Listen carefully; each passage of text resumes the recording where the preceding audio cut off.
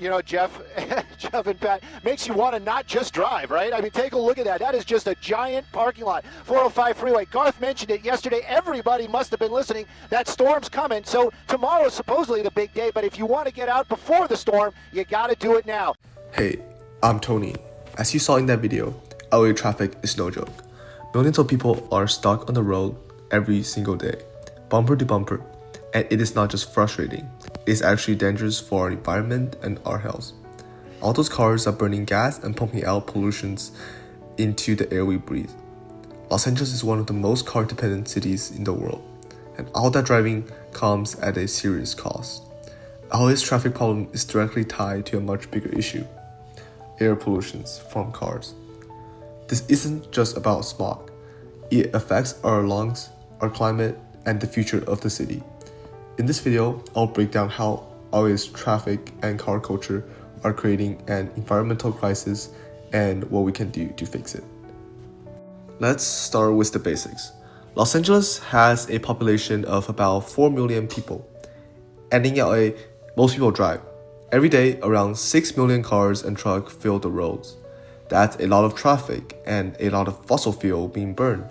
When those vehicles run on gasoline or diesel, they release primary pollutants into the air, like carbon monoxide, nitrogen dioxide, particulate matter, volatile organic compounds, carbon dioxide.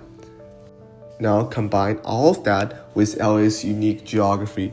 Mountains surround the city, trapping polluted air like a bowl, adding sunshine and heat. And you have got the perfect recipe for photochemical smog.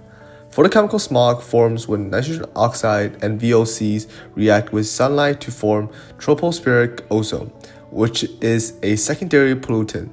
This is why LA often looks hazy, even when it is sunny.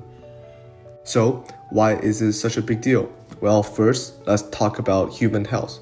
Breathing in smog can cause asthma, lung cancer, heart disease, even premature death. Kids, seniors, and people in low-income neighborhoods are the most at risk. Communities near freeways often experience higher rates of asthma and hospital visits. This is also an issue of environmental justice. Low-income families and communities of colors often live closest to busy roads and industrial areas. They face the worst health impacts but have the fewest resources to deal with them. But the effects go way beyond just LA. Carbon dioxide from all those car engines builds up in the atmosphere and traps heat, leading to global warming. That means rising temperature, more extreme heat waves, longer droughts, worsening wildfires in California. So yes, car pollution doesn't just make it harder to breathe, it also drives climate change. Okay, so what can we do about it? Luckily, there are a lot of solutions, and LA is already working on some of them. Let's start with electric vehicle, or EVs. Unlike gas cars, EVs doesn't have tailpipes, so they don't release primary pollutants like carbon dioxide or nitrogen oxide. California has passed laws that will ban new gasoline car sales starting in 2035. That's a big step, and already you can see more electric cars and charging stations around the city. But not everyone can afford a Tesla. Another important solution is public transportation. The LA Metro is investing in cleaner buses, expanding the train system, and adding bike share programs. Encouraging people to use buses, bikes, or walk instead of driving helps reduce emissions.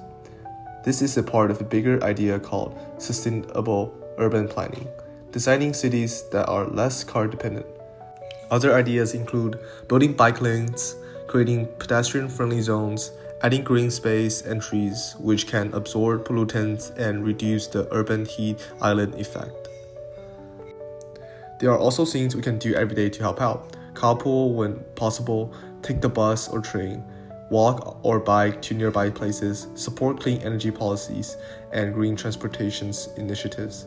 Even small changes can help reduce our carbon footprint and improve air quality. Traffic may be a part of everyday life in LA, but the pollution it causes doesn't have to be.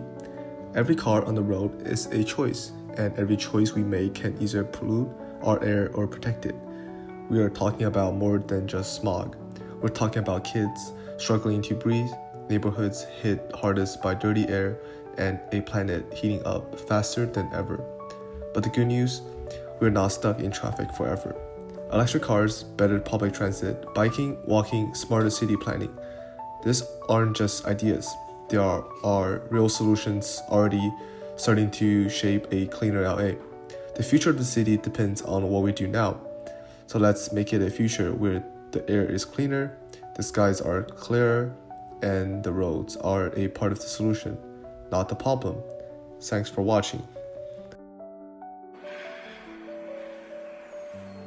Caesar is home.